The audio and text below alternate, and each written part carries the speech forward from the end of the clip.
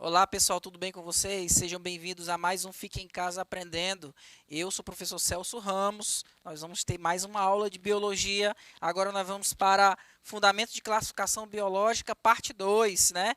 Na primeira aula eu já falei para vocês ali sobre uma visão bem geral, né? Sobre classificação dos seres vivos, qual é o motivo que a biologia leva em consideração do porquê classificar os seres vivos. Nessa aula nós vamos falar um pouco mais sobre taxonomia e vou explicar aqui sobre sistemática moderna e os seus métodos, tá certo, gente? Então, o que é a taxonomia?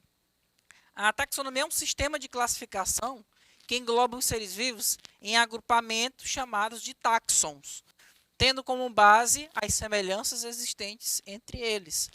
Então, o que é a taxonomia? É uma ciência que vai organizar os indivíduos de acordo com várias categorias, onde uma categoria ela vai abrangendo outras categorias. Vamos entender isso aqui de uma forma melhor, pessoal. Nós temos aqui que a unidade fundamental para se classificar os seres vivos é a espécie, certo?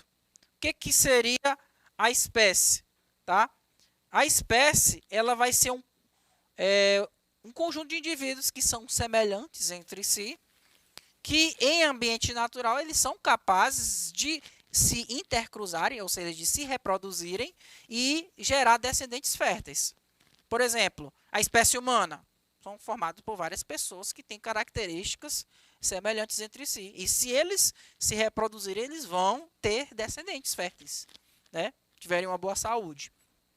Então, eu tenho a espécie humana numa determinada região, mas dentro de uma região tem outras espécies com outras características. Mas essas espécies, uma espécie ela pode ser semelhante com outra. Quer um exemplo aqui para ficar mais claro para vocês? Eu tenho aqui o cão doméstico, né? E o lobo, cão doméstico e o lobo. São espécies diferentes, né? Espécies diferentes, então, mas elas são semelhantes. Você olha para essas duas espécies, tem um parentesco assim. Então, se eu tenho várias espécies semelhantes, elas são agrupadas em um agrupamento chamado gênero. O que é o gênero? O gênero é um agrupamento que reúne espécies semelhantes entre si. Por exemplo, o gênero Canis, né? O gênero Canis que reúne, vai ter o cão doméstico, vai ter o lobo, vai ter o chacal, né? Vários outros tipos de outras espécies de lobos. Eu tenho outro gênero aqui, ó, que tem outros tipos de espécies semelhantes entre si.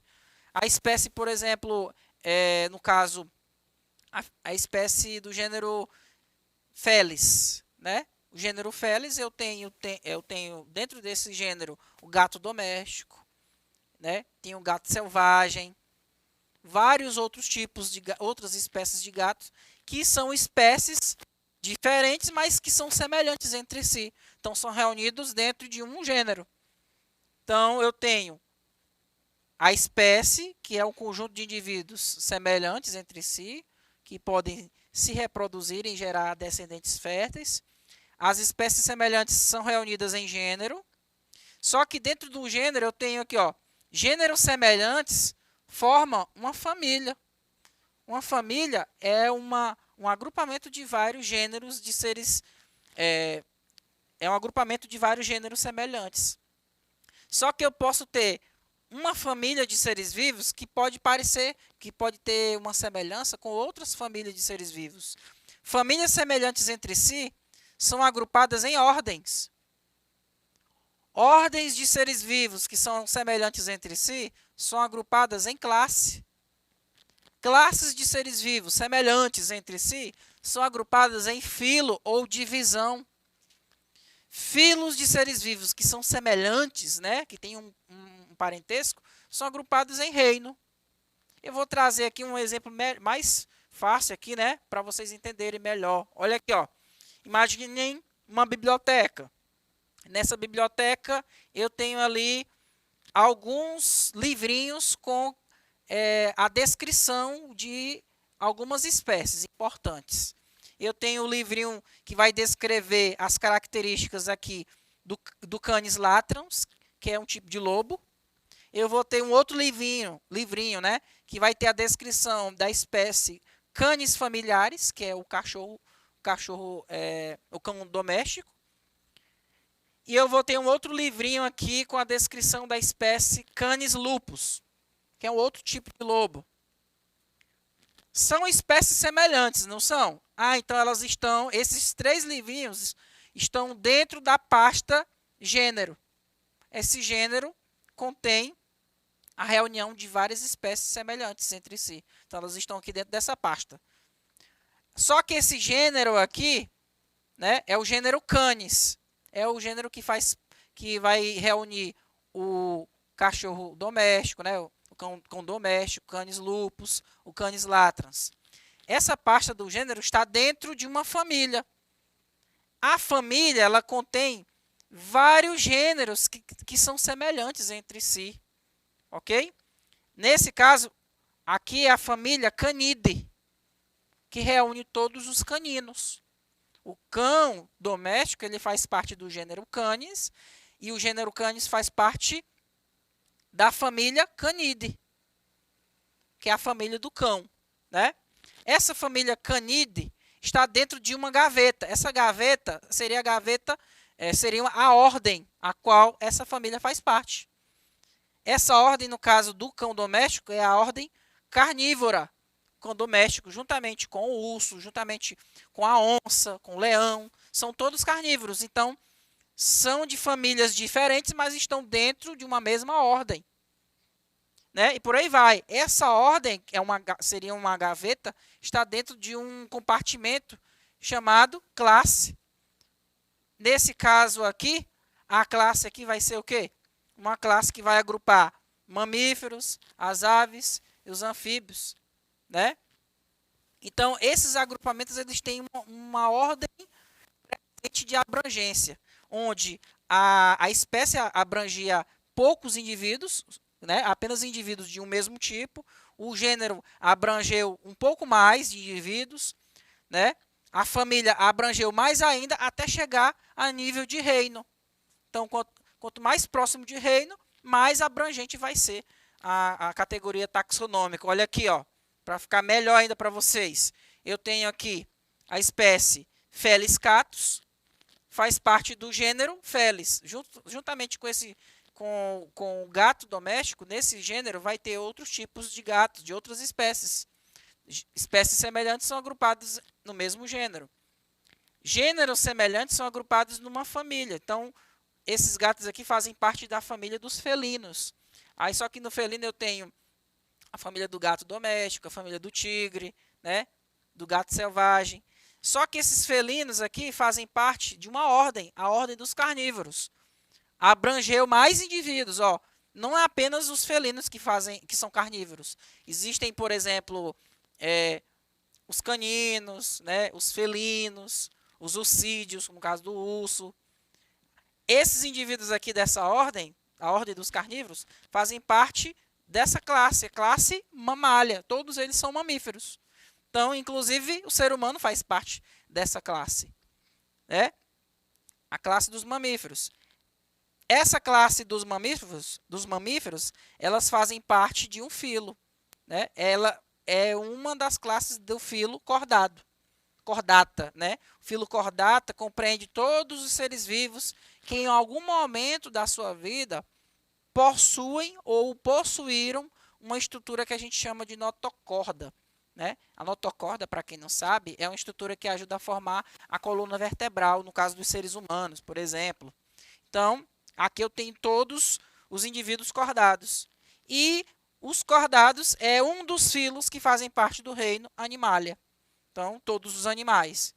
Então, só para a gente resumir, o gato, a classificação taxonômica dele ele vai ser da espécie Felis catus, gênero Felis, família Felidae, a ordem carnívora, classe mamália, filo cordata e o reino animalia. Outro exemplo aqui para vocês, aqui de classificação taxonômica. Eu tenho aqui a classificação taxonômica do homem, do ser humano, do Canis lupus, que é no caso do lobo, né? E o Felis catus, gato doméstico. Olha aqui, ó. O ser humano, todos eles fazem parte do reino Animalia. Todos eles fazem parte do filo Chordata. Todos eles fazem parte da classe Mammalia. Mas quando você chega na ordem, olha só, a ordem do ser humano, ele faz parte da ordem dos primatas. Já a do Canis lupus, ele faz parte da ordem carnívora, juntamente com o do gato doméstico, Felis catus. Olha só, o gato doméstico e o Canis lupus são da ordem carnívora, ok? E aqui observe que, como o ser humano tem uma ordem diferente desses outros dois, daqui para baixo vai ser diferente. Por quê? Eles são de ordens diferentes. Então, o ser humano ele vai ser da família Hominidae, gênero Homo, espécie Homo sapiens. E o ser humano ele ainda tem a subespécie. Nós somos da subespécie Homo sapiens sapiens. Né? Esse termo sapiens, sapiens, quer dizer que ele, por causa da sua sabedoria, né? Capacidade de raciocínio. Eu observo que o Canis lupus e o Felis catus são de uma mesma ordem. Mas por que não é da mesma família? Porque ele só vai ser igual até a ordem. A partir de família vai ser diferente aqui, ó, né? A classificação taxonômica entre eles. Agora, quem foi que criou esse sistema aí de categorização, né? De criar categorias taxonômicas? Foi esse cara aqui, né? Carl von Linné, ou pelo seu nome em português, Linneu. Ele utilizou os critérios de semelhanças anatômicas para agrupar esses indivíduos em categorias, que a gente chama de categorias taxonômicas. As principais categorias taxonômicas que ele criou foi essa aqui, ó, reino. Na verdade, algumas categorias que vocês estão vendo aqui foram criadas depois dele, mas as que são utilizadas hoje são essas: reino, filo, classe, ordem, família, gênero e espécie. Tá? Tem algumas outras que vocês estão vendo aqui, mas para a gente aqui do ensino médio, eu acho melhor que a gente frise nessas principais. Ó, reino, filo, classe, ordem, família, gênero e espécie. Existe até uma palavrinha que a gente usa para lembrar qual é a sequência, né, certinha, a sequência decrescente de abrangência. Tem uma palavrinha que é reficofage. Ó, a gente utiliza a inicial desses nomes. Reficofage. Reficofage. Para a gente lembrar que a ordem decrescente de abrangência das categorias taxonômicas é reino, filo, classe, ordem, família, gênero e espécie. Ok? Então, o naturalista sueco Carl von Linné, também conhecido como Carolus Linnaeus, né? Linneu em português, ele utilizou o critério das semelhanças anatômicas para classificar. Ele sugeriu que os nomes científicos de toda espécie fossem compostos da seguinte maneira. Qual é a regra para se dar nome científico a uma espécie? Ele disse que todo ser vivo teria que ter um nome formado por dois nomes. Um nome científico formado por dois nomes. É um sistema binominal ou binomial, que a gente chama, tá? Ele diz que o primeiro nome do ser vivo teria que ser o nome do gênero ao qual ele faz parte. E o segundo nome é o epíteto específico. Então, eu tenho dois nomes, o gênero e o epíteto específico. Uma outra informação importante. Esse nome científico tem que ser em latim. E esse nome científico tem que estar destacado. Ou seja, pode estar em negrito, né, que ele fica mais escurinho, que nem você está vendo aqui. Ou ele pode ficar itálico, tortinho, a letra torta, diferente das outras letras. Se ele tiver um texto, ele pode ficar itálico ou negrito, ou então ele pode ficar sublinhado, né, uma linhazinha por baixo. Então, essas são as regras de nomenclatura. Por exemplo, esse aqui é o nome científico da onça pintada, Pantera onça, tá? Então, esse primeiro nome aqui, uma outra informação importante, gente. O primeiro nome, que é o número, vai ser o nome do gênero, e o segundo nome é o epíteto específico. Qual foi a informação que eu não disse? É que o primeiro nome, essa letra aqui tem que estar maiúscula, tá? A primeira letra do primeiro nome, que é o nome do gênero, tem que estar maiúscula e tudo, o resto tudo vai ser minúsculo, ok?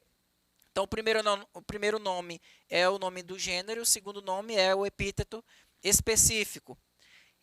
Observe que, nesse caso, está sublinhado, porque ela foi destacada, certo? Geralmente, o primeiro nome, que é o do gênero, é um substantivo, né? É em latim. Então, aqui, o primeiro nome geralmente é um substantivo e o segundo nome é um adjetivo. Mas você pode me perguntar, professor, por que latim? Por que não poderia ser português, sei lá, inglês?